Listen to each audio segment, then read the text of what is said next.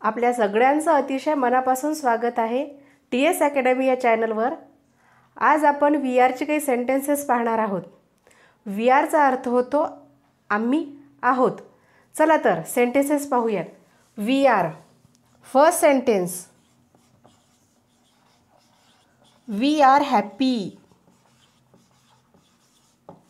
We are happy याचा अर्थ असा होतो आम्ही आनंदी आहोत। पुढचं सेंटेन्स,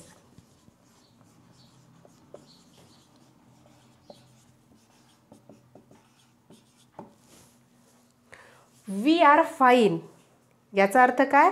आम्ही मजेत आहोत। ज्यावेळी आपण एखाद्याला विचारतो हाऊ आर यू, त्यावेळेला समोरचा उत्तर देतो आय एम फाईन। त्याचप्रमाणे जेव्हा आपण क्लासमध्ये एंट्री करतो किंवा एखाद्या ग्रुपला विचारतो हाऊ आर यू, त्यावेळेला त्या ग्रुपकडून जे अपेक्षित उत्तर असते ते आहे we are fine. Next sentence,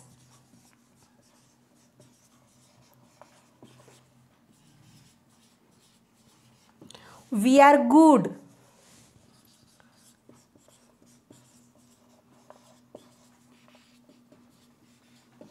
we are rich. Next,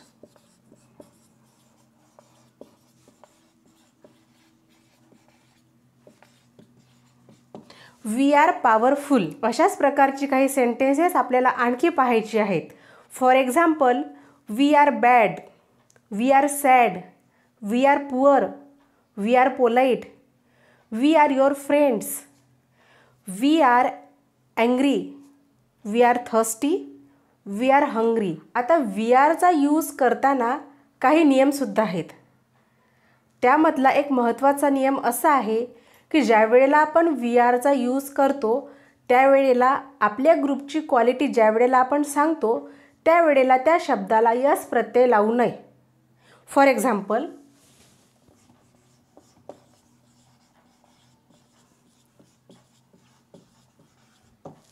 we are clever. Clever आपण आपल्या ग्रुपची क्वालिटी सांगतोय म्हणजे आम्ही हुशार आहोत, त्यावेळेला ह्या शब्दाला यस प्रत्यय लावू नये। We are clever. Next,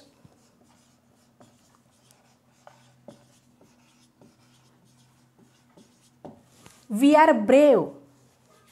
next sentence,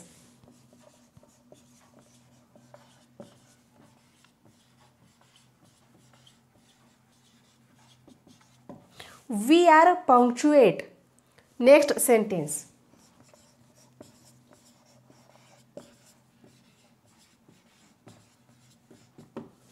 we are honest.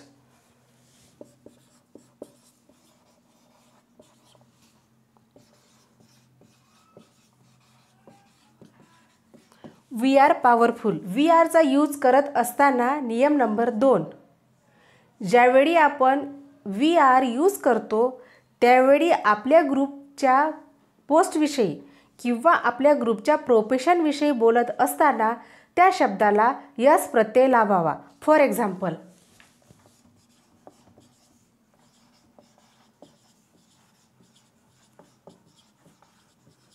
We are doctors. Doctors ही आपली पोस्ट आहे किंवा आपलं प्रोफेशन आहे, त्यामुळे या शब्दाला यस प्रत्यय हा लावला जातो।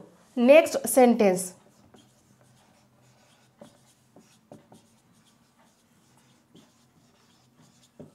We are teachers. आम्ही शिक्षक आहोत।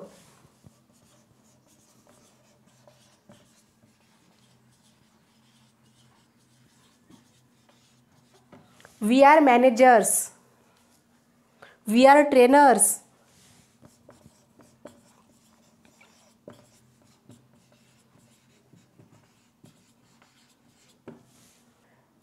We are detectives.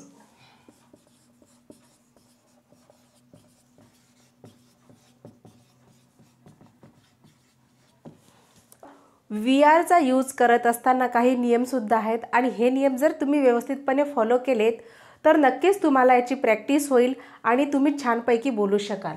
First, we are doctors, we are teachers, we are managers, we are trainers, we are detectives.